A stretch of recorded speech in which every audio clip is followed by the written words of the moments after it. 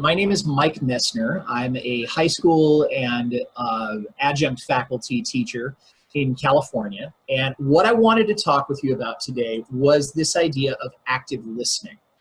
And so what I'm going to try to give you in the next several minutes is listening resources and some ideas for teaching listening. And what I hope you're going to leave with at the end of our time together is tools and ideas that you can put to work almost immediately in your classroom if this is something that you value. So I'm hoping this will be interactive. So those of you that are on the Zoom chat, okay, please feel free to wave your hand and I'll get the chat going. Or if you have a microphone and you want some questions, please let that know, and I'll get you in because I want to make sure that I can talk to every one of you as best as I can. Okay, so what I'd like you to do first of all is I want you to think, first of all, I'm going to give you why listening is really important. I'm going to give you a sample lesson on interactive listening. We're going to talk a little bit about how you might implement the kinds of things that would happen in a lesson, and I'm going to tell you a little bit more about what happens in the classroom. So the first thing that always comes to mind when I think of listening is, okay, why is listening important? We always think that it's something that we just do kind of naturally. As I'm going to say a little later on, it's because it's one of the first things we learn to do when we're children. So what I want you to do first of all is this. Think about a sound that you enjoy. Okay? I'm going to give you about 10, 15 seconds, then I'd like you to either speak out on that or type it in. I'm going to see if I can get my chat thing to go here. If I can, great. If I can't, then we're just going to do our best.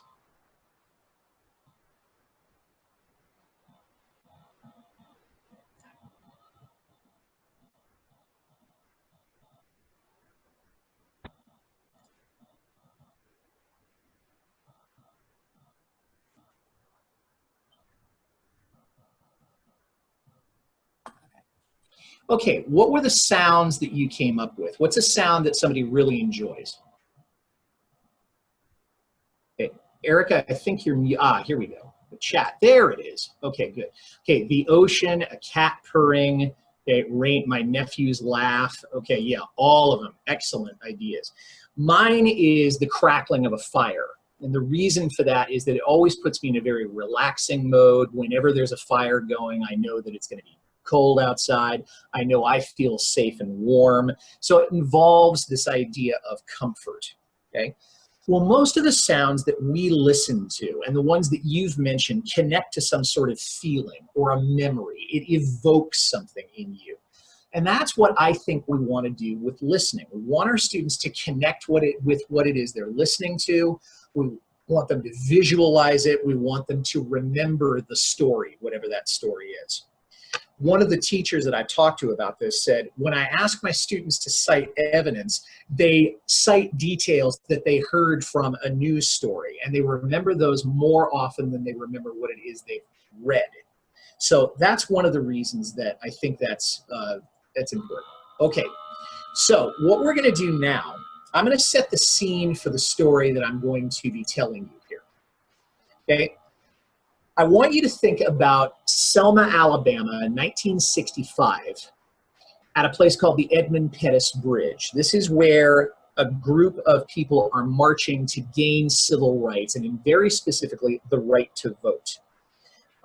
And the reason I'm going to do this is that you're going to be hearing primary sources on this, and I think it's going to put you more close to the middle of the story than you might otherwise. Now, what I'm going to do is I'm going to play the audio on my end, but I'm also going to drop the link to the audio into our chat box so that if you can't hear it from what this technology is, you'll still be able to get it here. So first of all, let me get the link here.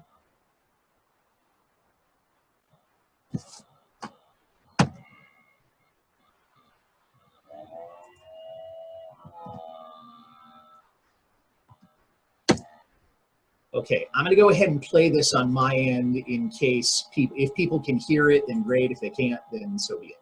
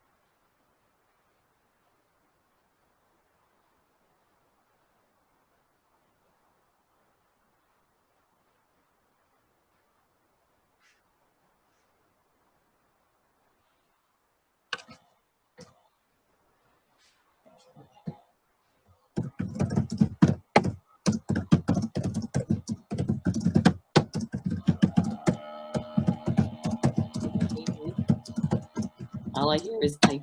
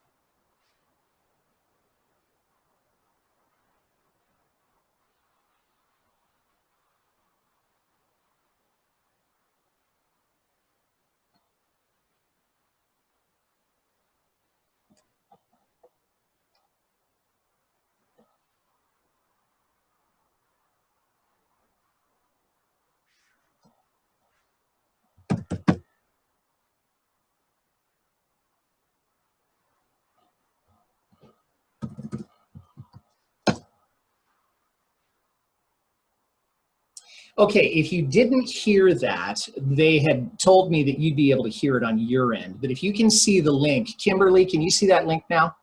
Okay, so what I'd like you to do, if those of you that did not hear it, what I'd like you to do is click on the link that I have there. It's going to take you to this page. And if you look over in the what would be my upper right-hand corner, you'll see the link to the story. Now, what I'd like you to do, this is going to take about 2 minutes. What I'd like you to do is play the story, click the button, and then sweep over to about the 2-minute mark. So start around there if you do that, okay? And I'll give you about 2.5 minutes to listen to this and then we'll come back. So if you did not hear that the first time, go ahead and click on it now. I'll watch the time.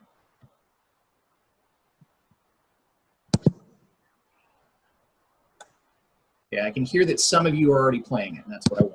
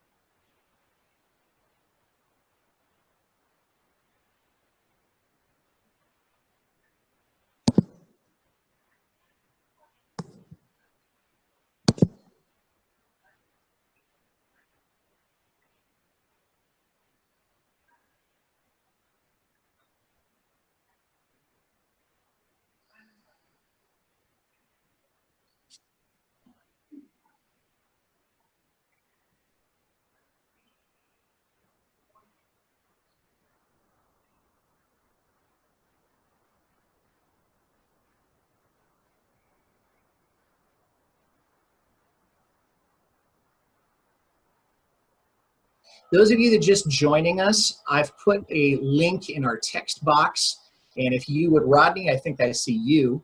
If you would go to the link there and play the story that's linked to there for about the last 2.5 minutes of the story.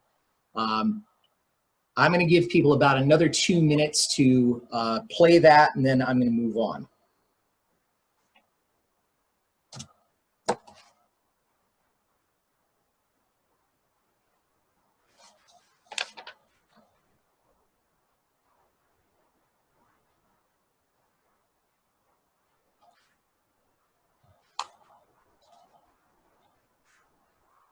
Mike, I don't see the chat.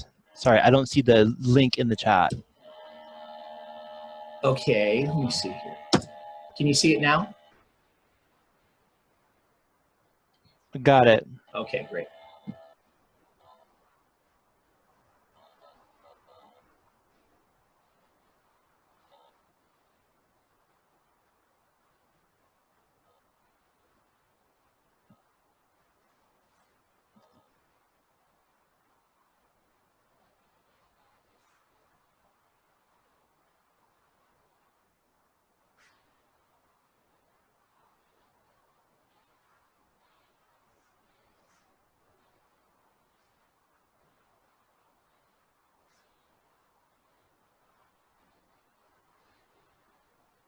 Okay, about another minute and a half or so, and then I'm going to ask you to debrief just a little bit.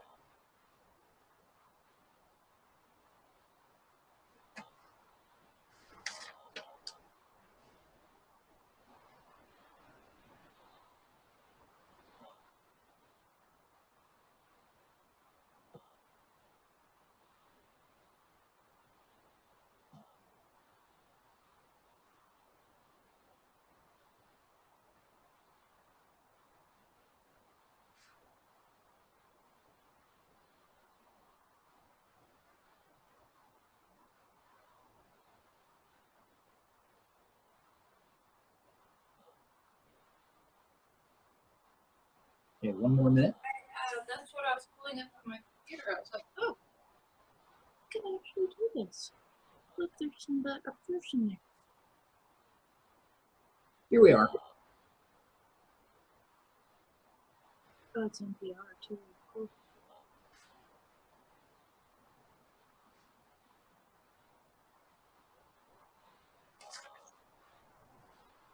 Okay, another 30 seconds or so.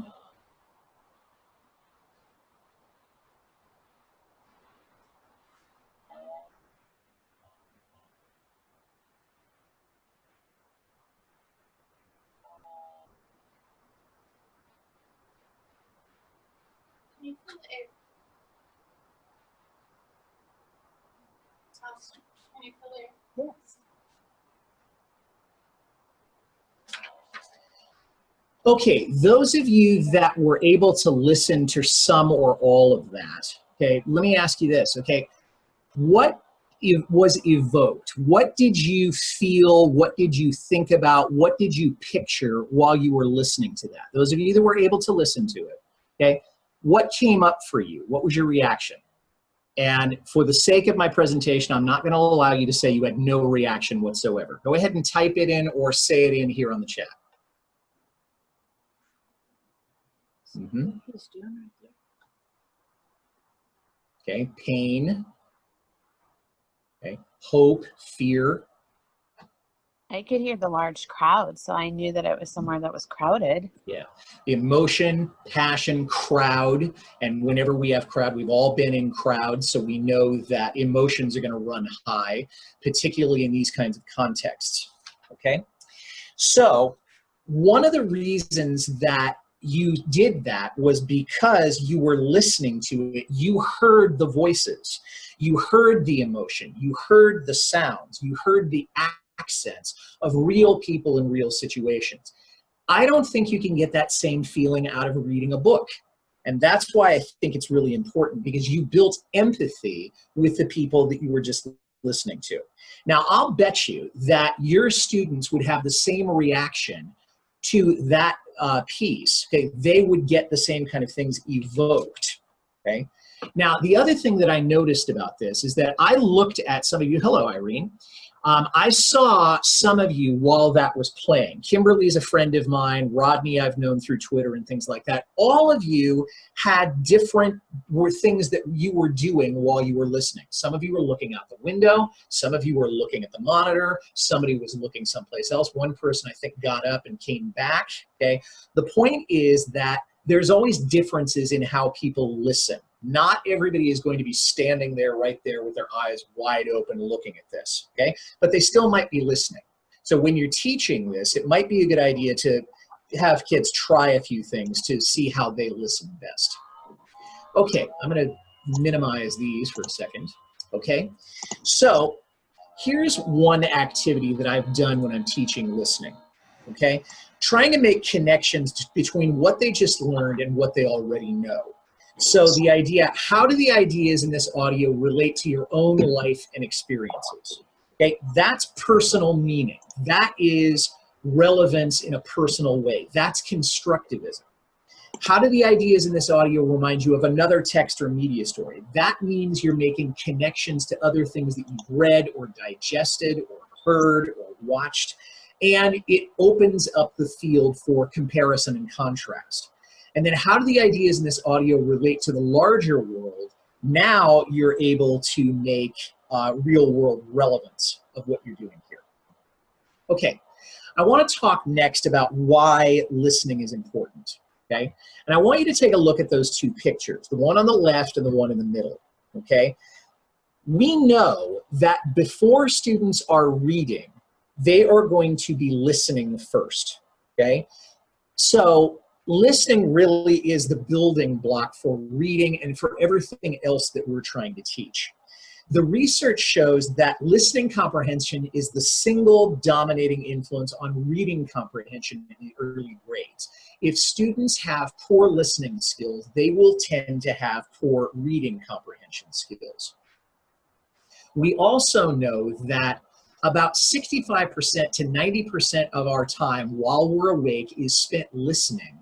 But what we're led to believe is that only about 10% of the population listens effectively, meaning they know what it is they're listening for and they know why those things are important. Now, if you think about this for a second, when your students got their first job or when they get their first job, there's a very good chance they will not be asked to play a game or watch a video for instructions on how to do that job. They are going to have to listen. And it's a soft skill that is many times neglected when we're teaching today. Now, another reason, and this is the practical part of it, okay, listening's now part of the evaluation systems that we have. It is a big part of the Common Core test. Whether we like it or not, that is something that our kids are going to be evaluated on. The PARCC and the SBAC, those are both varieties of the Common Core test, they test listening skills. It's 20% of the CASP test. And LPAC is going to require the students to listen to an audio clip once and then synthesize complex academic language. Unless they have a 504 or some other sort of accommodation, they're not going to get a transcript and they're not going to get text to speech. So it is something that is common sense as well. It's not simply a nice thing that we would like people to learn. What we know is, according to the research, and I've given you a source down there, okay, University of North Texas, and my friend Kimberly Isham lives in that area, so she'll back me up on this. Okay, 85% of what we learn by listening. And we know that test scores go up, and we also know that when we combine print and audio, the recall is going to go up that much more. Okay, the rest of this you can read on your own. I won't belabor the points that are there, okay? But you can see that we do have a fair amount of auditory learners, and that if we combine listening with reading, comprehension is going to go up that much more. So as I've said, okay, it does build empathy skills, okay? People are able to share the feelings of someone else. If you have ever read Dr. Brené Brown, she's become pretty famous for her speaking and her writing. She talks about emotions, and she always comes back to the idea of creating empathy or cultivating empathy. One of the reasons it's so important is in that clip that we heard, you were hearing primary source voices. They were real situations. It was not fiction, okay? It's really important because it builds bridges between individuals. It allows people to understand each other's emotions. And it does also add some ability to collaborate, because you're not going to collaborate as easily with people that you don't know, that you don't like, that you don't trust. So there is a real connection that can be made through empathy, okay? Now, the other thing we know about listening, okay, is that it is engaging, okay? Many times, if any of you listen to podcasts, or you listen to the radio, you have what I will call driveway moments. Even if you're listening to a popular song, okay? One of the ones that stuck in my head when I was younger was a Rod Stewart song that I absolutely hated, but I wanted to make sure that I got the lyrics right. So I sat in my driveway while the radio was going, if you like my body and you think I'm sexy, come on, baby, let me know. I hated that song, but I wanted to make sure that I'd actually heard it because it was stuck in my head for so much, okay? Those driveway moments are sometimes called immersed experience view. And the idea is that you can be there in some way and experience the events the language describes. And I'm going to give you a perfect example from history on this in just a second. Your brain's like a movie, or it's making a movie. And I'm going to give you a perfect example of that right now. Me being a history teacher, you're going to have to allow me to delve a little bit into this, okay? The War of the Worlds was the single biggest fake news story in American history. Okay, whatever you may have heard about fake news, the War of the Worlds was the original one. Why? Because people were listening to this story about the Martians attacking the United States back in the 1930s, and every single one of them could picture the Martians and the invaders in their own mind. No two people had the same image of what the attacking Martians were like, because it was all in their minds. That's why so many people were calling up CBS and saying, is this real? Oh my God, what do I do? If you haven't heard the story, basically the idea is that it's a radio reporter saying that there is a Martian invasion in New York, and there are Martians falling all over the country, one in Chicago, and this voice of FDR comes on saying, citizens of the nation, please keep calm and pray and things like that. Okay, I hope what you've seen so far is that listening is critical, that it evokes, and that it's a basis for connection. So now we're going to move on to our next bit, okay? How do you use it? What I'm going to show you is a way that you can teach critical listening. And the subject that I chose for this particular one is the fate of Confederate monuments. This is something that since Black Lives Matter and before, the idea has been, well, there are these monuments south of the Mason-Dixon line. They're meant to represent heritage. They're meant to represent the Confederate struggle, but they're also representing something that was in some sense race-based. So what do we do about that? So a lot of people use different steps, but here's some of the ones that I have used and I've used successfully. And I'm going to get this up here. I've got some. Listening, then, a life skill. Yes. Use this graphic to support audiobooks. Yeah, not a bad idea. Thank you, Stacy. Love your singing. Thank you, Kimberly. We tend to think fake news is a new forgot about this. Great example. Yeah. The entire war. Thank you, Rodney. Please don't anybody listen to that right now, at least not until I finish with this, because I want to make sure that you get all of this. So I'm going to move this back up here. There. Okay. So set a goal. The one that I used was, how are historical figures viewed? Build the background and activate the prior knowledge. I would not have played the story that you're going to be listening to cold. I would have given some sort of scaffolding. That's good teaching method. You don't need me to tell you that. And then pre-teach the vocabulary as needed. We talked about the idea of what a monument was, and there's a whole lot of ways that people did that. But we basically came up with a class definition. I let my students come up with it rather than saying Webster says this, that. Okay, while they're listening, what I would do is make sure that I knew everyone was tuned in some way. In other words, they were not clearly doing something else and they weren't listening to something else at the same time. I would stop the story and I would say, okay, what do you think is going to happen next? Okay, why are they talking about this? I'd ask questions and we'd have a little bit of discussion, and then I'd ask them to jot down notes or type in notes about how the statues were viewed, okay? So we listened to it once, and then we listened a second time, with the idea that the second time I was going to give them the questions that I really wanted them to focus on. And I'm going to show you those questions in just a second or two. So different ways that I've had the students reflect, okay? Answering the comprehension questions, giving them a quick write prompt, have them turn and talk to each other, do a hear, think, which is sort of a verbal version of that, KWL chart that we all used when we were in credential programs. And then I'd count down the discussion with a 3, 2, 1. And then at the end, I would ask them to evaluate how well they listened and on what basis do they evaluate how well they listened. Was it because they remembered a lot of things? Was it because they, were able to answer the questions? All of those, yes. Yeah, think, pair, share, absolutely. Okay, and I've used those also. Okay, so certainly that's a good way to do it. Okay, so what we're going to do now is we're going to listen one more time, and I'm going to put the link in, and I'm going to have you listen to the whole story this time. And since I didn't have a whole lot of luck in playing this back over my system the first time, I'm just going to give you all about 5 minutes or so to listen to the story. And we're going to come back to focus on that question right there. History is not only about what we choose to commemorate, but what we choose to forget. Okay? So that is the quote that I want you to focus on while you're listening to this story. So what I'm going to do is I'm going to put the link to this second story up, if I can get that. Oops, actually I've got it here on a notepad.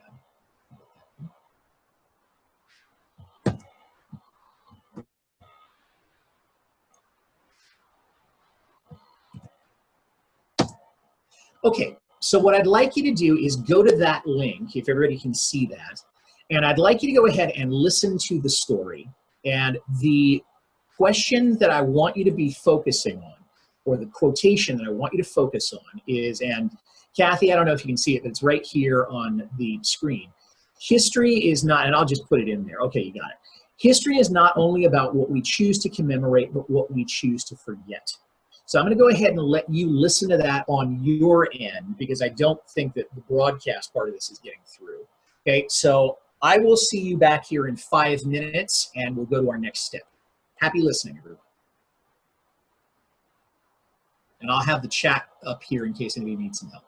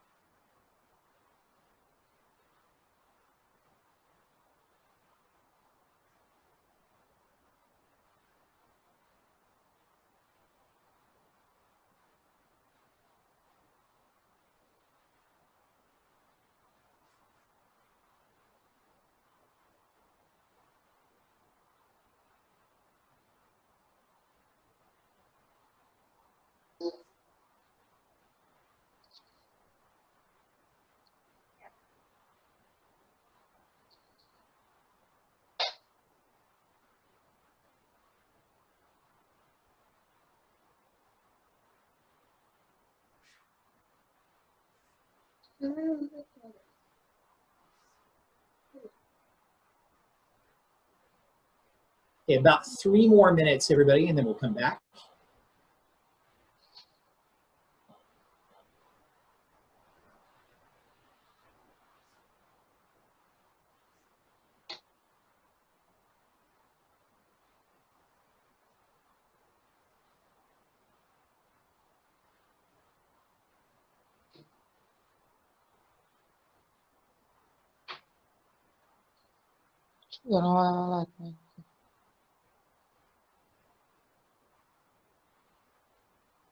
Zašto ja imam svoj video, ali ja svoj video ne želim dijeliti.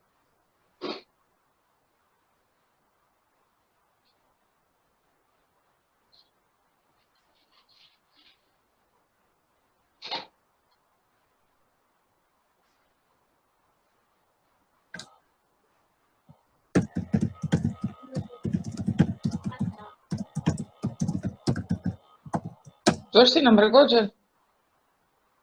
Zato što mi skoro otkinuo vrata.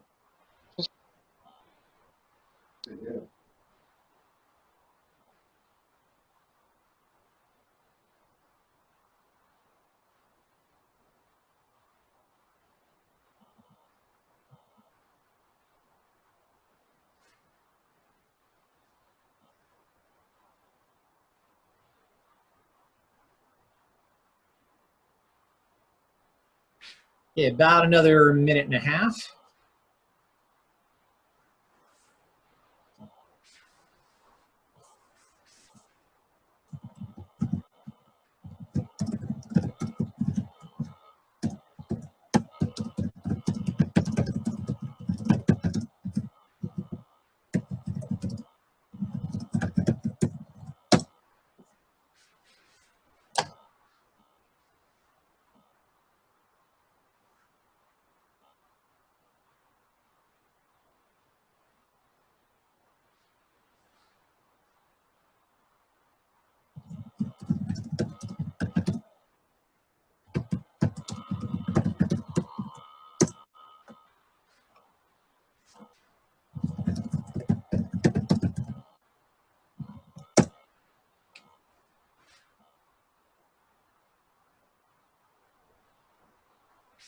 Okay, about another minute and then we'll come back.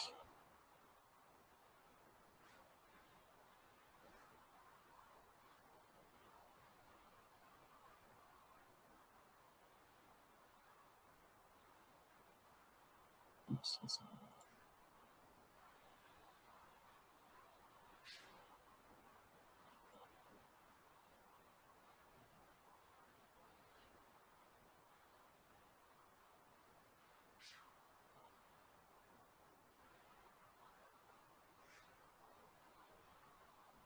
Okay. So as you're, Kathy, that's a really good question. Why don't we teach listening? What I'm hoping today is going to be about, or has been about, continues to be about, is maybe we need to start. So what I'd like you to do is either sound off on this or type in on this, okay? What do they mean by that quote, history is not only about what we choose to commemorate, but what we choose to forget? I'd love to hear from a few of you about that. So please type in or sound off.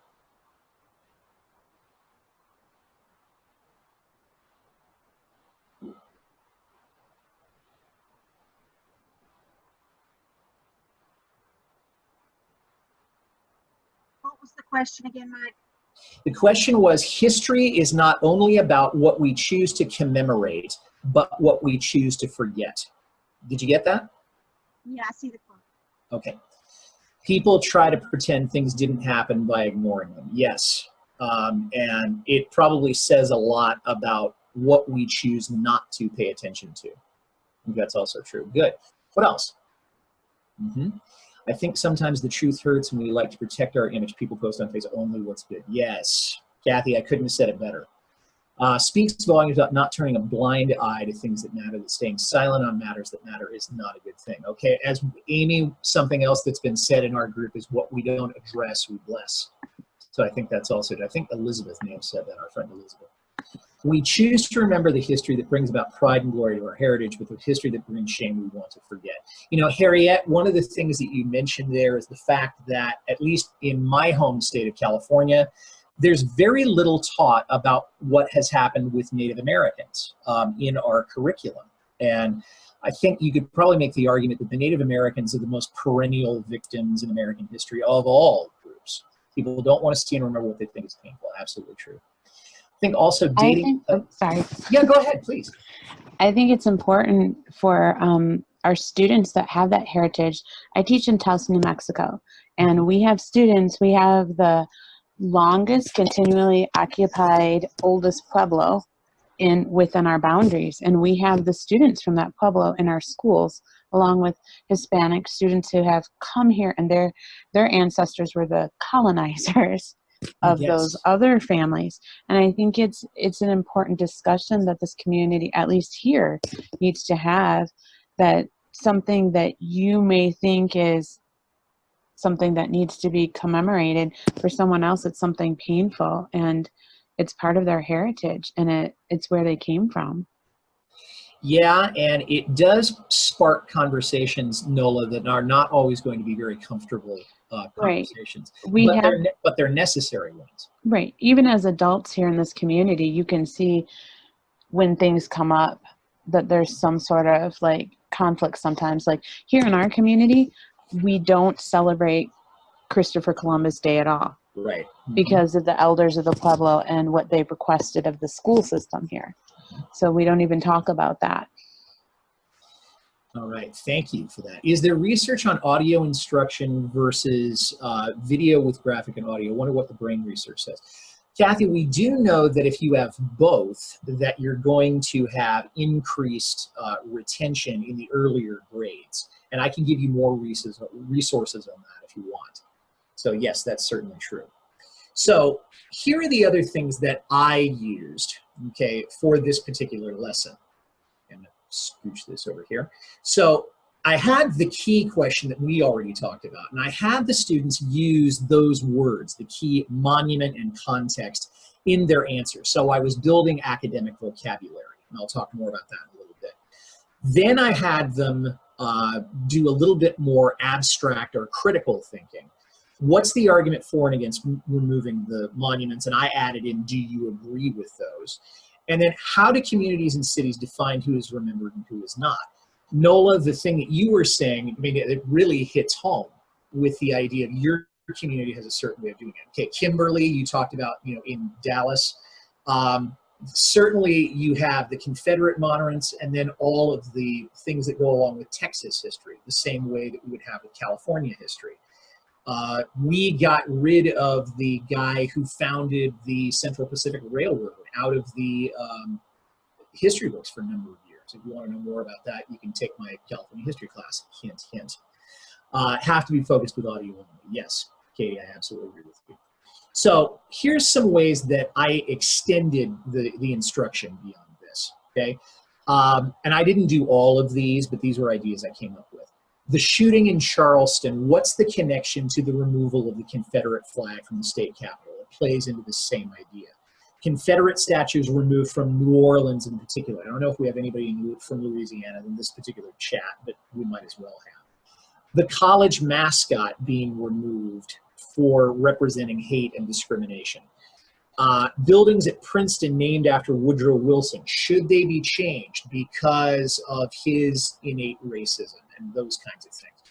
Other discussions that can happen within a social studies classroom, but in other cases too. Okay. So what we've done is we've talked about how listening improves speaking skills and communication skills. It increases empathy. We've talked about that. It supports all learners. Everybody's going to be listening to the same thing, but they're going to be visualizing it in their own way. It engages students because, as Katie said, they do have to be super focused. And it helps them prepare for tests. So we've talked about that. Now what I want you to do is reflect on that question, okay? How can you use audio stories in your classrooms? And keep in mind that it's not just history. I'm talking about ELA, I'm talking about science, I'm talking about social studies, maybe even math, okay? How could you use audio stories? Not even necessarily the ones we've listened to this afternoon, but audio stories as an idea. How could you use those in your classroom? And I don't think anybody could say, no, I could never use them, because I'm not sure I'd believe that. Okay, sound out or type in. So I'm going to go ahead and say something. Yeah. One of the things that I did was audio stories in my classroom. I taught, at the time, was 4th grade, and we were talking about weather. Well, in 4th grade, now it's a little bit older, but one of the things we were talking about is tornadoes, and I used the Heston tornado of 1992, 91, 92, and that's what I used, and the kids were absolutely enthralled because it was active listening, but they could see what was going on. But from there, it stemmed a lot of additional conversations in, okay, what does this look like? How does this actually react? And it it was actually really great because the students were able to see, but also to hear the stories of the people. So that way, when we created a project that dealt with the types of damage and created a news report, some of the students actually incorporated some of the facts that we had uncovered through what they had heard. So it really spurred their investigation and their curiosity. Is that kind of what you're saying here, Rodney? Absolutely. Okay, great. Okay, I missed a lot of this presentation, but I do chapter groups. Is that Ms. Young? I think that might be Heather Young I'm talking to, if I'm not mistaken. If it's not, hello, Heather. All right, yeah, good. Another 4 o'clock faculty person there. Awesome. Okay. Okay. To recording thinking, teach how to do podcasts. Yeah. Okay. Yeah, and that is something else that probably another Ed Global workshop will be working on. Okay. Yeah. So great ideas. Okay, with all of these. Okay. So now I will only encourage us to visualize, which is a very important skill. Read alouds are a definite must. Absolutely no doubt about that. Yeah, you got to have definite must or read alouds, particularly in the younger grades. Certainly nobody's disputing that. Okay, so now what I wanted to is we're kind of wrapping up here. Okay, I wanted to talk about the tool that I use for this. Okay, and this is just my own testimony. I am not a representative of this company. Okay, but I use a company called ListenWise. Okay, and Kimberly, I think it was you had been exposed to that a little earlier on, just from something that I had posted on 4 o'clock faculty. But ListenWise curates National Public Radio news stories, and they create lesson materials for each one of them, for different student levels and for different disciplines. So ELA and science and social studies. So I use them for my history classes and my civics classes, both my California history classes at the college and my high school classes. Okay, they have 1,400 different stories curated as of right now, and they're adding about 100 every year. So they've got quite a few. So what I'm going to do is I'm just going to walk you through the steps about how you can get onto ListenWise, and then I'll have a little bit of time for questions. Okay, teachers are joining free. Okay, it's a 30-day trial where you can get to all of the Listen resources and everything else that you would want for this. Okay, it asks for things like, okay, your name, your email, the name of your school, etc. Really nothing, nothing new. Is it appropriate for second grade or lower elementary? There are versions of the stories that can be used for that. Yes, and I'm going to give you the resources on that as I wrap up today. Okay. Okay. Once you'll sign up, okay, you're going to see your teacher dashboard, okay, and this is what the teacher dashboard looks like, okay. Now, this is from a colleague of mine, but it's going to be looking approximately the same thing, okay. Recent current events, and this is something that I think is going to be really important as we have the news cycle that we do, which is getting shorter and shorter. Opium prescriptions, paying the bills, those kinds of things. New lessons, one for economics, one for world studies, one for science, things like that. And then if you want more information about the premium subscription, you can click there. You can click from any story right from your dashboard. So if you wanted to find out about Confederates, you could do that. If you wanted to find out about Native American sites, you could do that. You could certainly just enter that in. You'll get a whole series of different stories on that. You wanted to find out about, I've talked about Confederate monuments. Okay, there's all sorts of different topics that you can look at. Okay, yeah, I think we do hear the crowd there, but it's not on my side because there's nobody here but me on this side. So Mitch, maybe you can help us with that. Yeah, okay. So there's more tied into the curriculum and the lessons. There are graphic organizers. Okay, I'm gonna see if I can get rid of here. Okay, I can't. There's graphic organizers that ListenWise puts together on that. And current events are the more interesting things that students might find interesting. When you assign a lesson to kids, that is what they're going to see. They're going to see a link to the audio, and they'll see a quick summary of what goes on with that. Okay. Okay, Mitch. So we made a reservation. You're not muted. Could you mute yourself, please? We can hear the background in there. Thank you. Okay, great. All right, if anybody needs me to repeat the last couple of things that I said, I'll gladly do that. Okay, and then just to wrap up here, and then I'll take some questions, okay? The theme that I've used, another theme that I've used in the past, is this idea of refugees and immigrants. A big section of my second unit this year is going to be on that, okay? So you can connect it to events in the past, okay?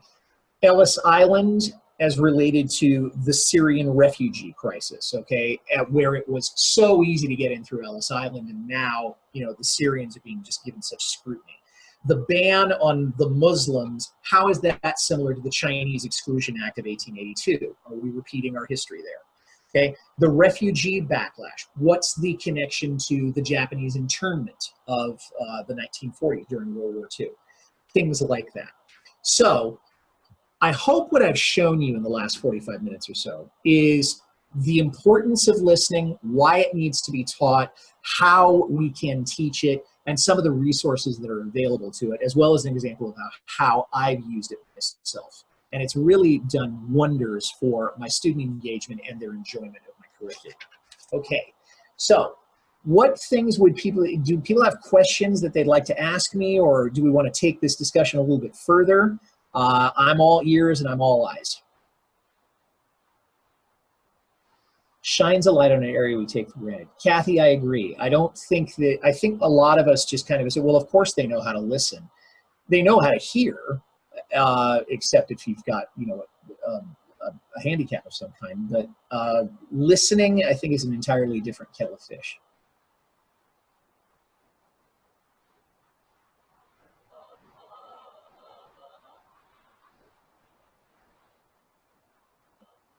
Anybody else have any thoughts that they wanted to share or questions that they have for me?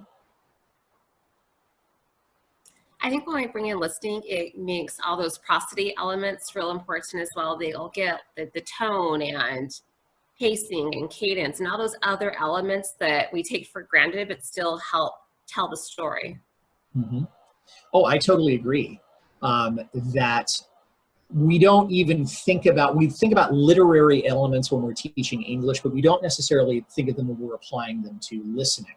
So that's a whole new series of things that you could add into an ELA class or a new media lit kind of thing. Does anyone know of a continued focus, scope, and sequence in their area at their schools? I'm going to let anybody else jump in on that. Nola, you said, I noticed that more and more of my students are having difficulty with listening, especially during conversations with me and each other. I noticed that too. I think things that go into that would be things like eye contact and what we call active listening. Okay, and Katie says, hi, Nola. And okay, great for littles is the language of learning for responsive classroom. And I believe that's Maureen from New Jersey, who is also a 4 o'clock faculty person that I can see there. All right.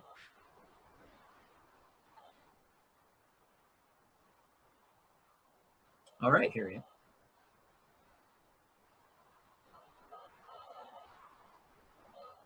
I think it's part of the, you know, the intensity of information flow being so fast and furious has kind of also taken its toll on our listening. I think it's very hard for us to focus in general anymore because we're always looking around at the next post or the next thing being shown to us. So I wonder if that has something to do with our inability to focus on our listening.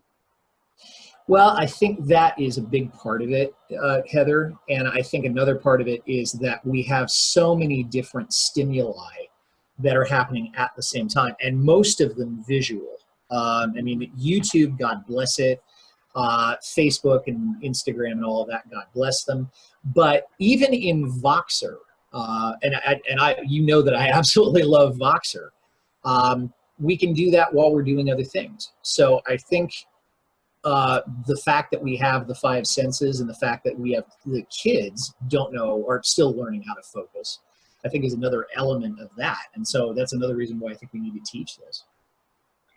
the brain research, it's John Medina, Brain Rules. And one of the powerful points in there, he said the brain cannot multitask.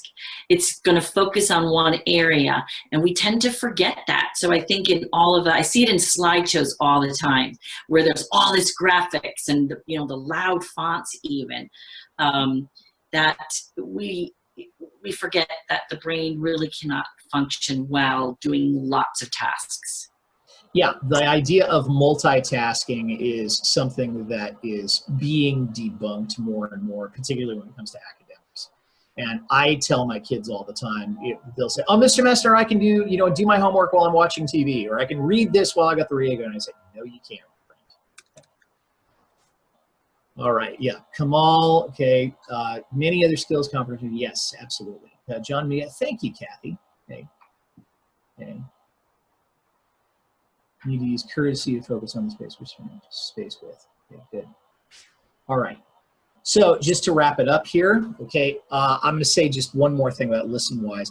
Monica Brady-Meyerov was an NPR reporter for many years before she decided to start ListenWise, and she started it about 4 years ago.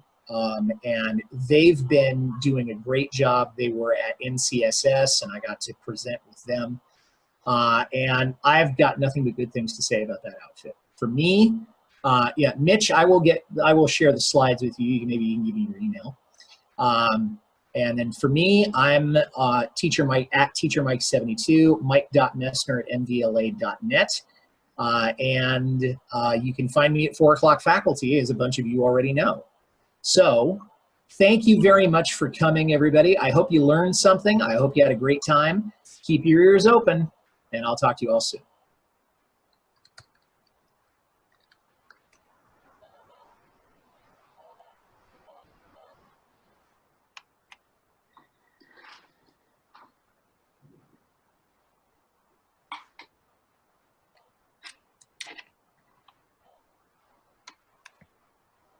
Okay, Mitch, I'm going to send you a private message here.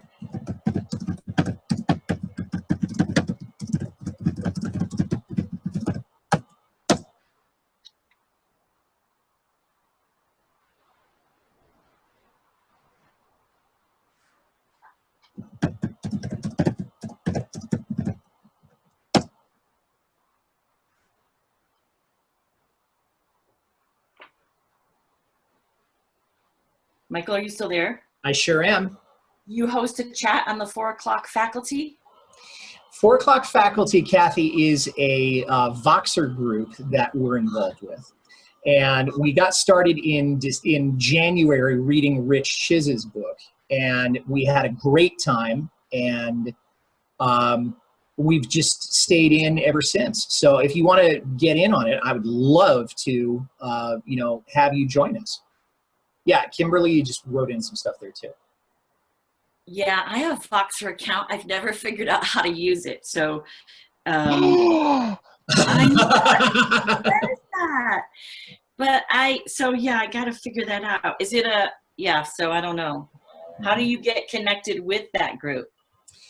Kimberly, if I'm not mistaken, we need to invite her in, and then she will be joining us. She can search for it, but if she can't, then we can definitely get her on there. Okay, so Kimberly, will you take the wheel with that one?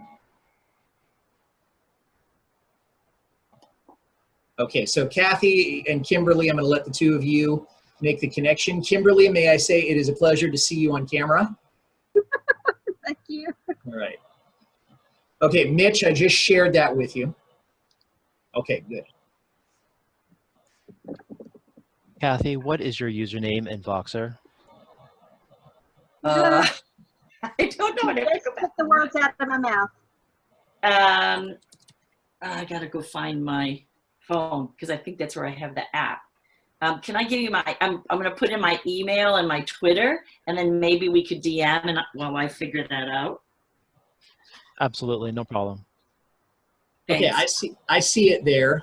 Kathy's Twitter handle, I'm assuming, and her email. Okay, great. I got introduced to Voxer a year ago through EdChange Global, and I loaded it all up, but I couldn't figure it out on my own. So I'll have to go back. It's been a while. I just kind of gave up. All right. Well, we'd love to have you along. Yeah, I would love. I hear so much about it. I want to figure it out. So thanks. Right. So one of the things that I definitely do, if I introduce somebody to it, I give them a 5-10 minute tutorial about it. So I'm really sorry that someone did not do that for you.